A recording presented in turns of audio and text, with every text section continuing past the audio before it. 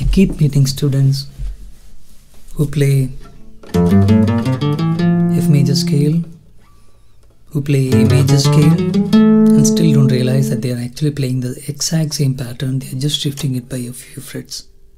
There is a disadvantage if he doesn't know that he is playing the exact same pattern.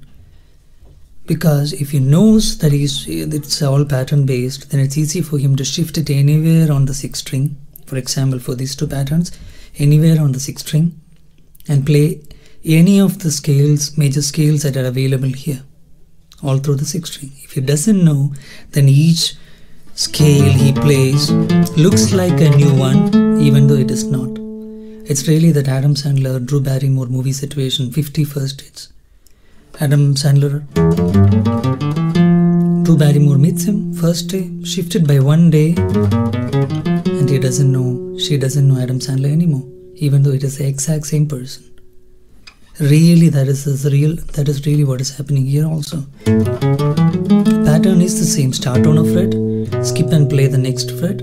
Start on a fret -1, play the next fret, play the fret after a skip. Go below and play the same fret that you played on the 5th string. Skip and play the next one. Play the immediate next one. See the pattern. It's also given in the link below. Another pattern is where you play, start on a fret, skip and play, start on the next string on the same fret, skip and play, start on the next string on the +1 fret and play the immediate next. That pattern is also given. It is all pattern based. It doesn't make any sense if somebody is trying to learn scales as if each of these scales, which are all based on the same pattern, as if they are all different scales or completely different things. They are not. One thing you can remember is that a pattern, you can apply a pattern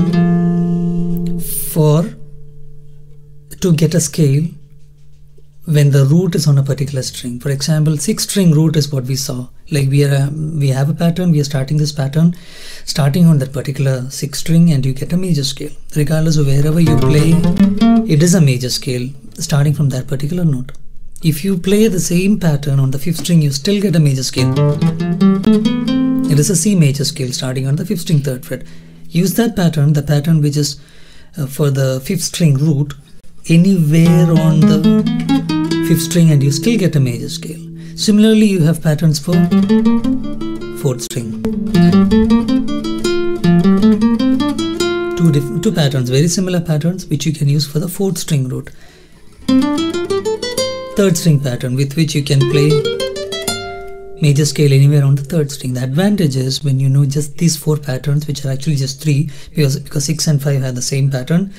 4th and 3rd strings use the 2 different patterns. You have these patterns, and then you are able to play major scale wherever you want, regardless of which major scale it is. This is a lot of freedom, because you can again extend it from major scale. If you flatten the 3rd, you get the melodic minor. If you flatten the 3rd and 6th, you get the harmonic minor. If you flatten the 3rd, 6th and 7th, you get the natural minor, for example. Once you know how to use patterns to play scales all over the fretboard, it is just a matter of flattening or making needed changes to the major scale pattern to make all the other scales that you need.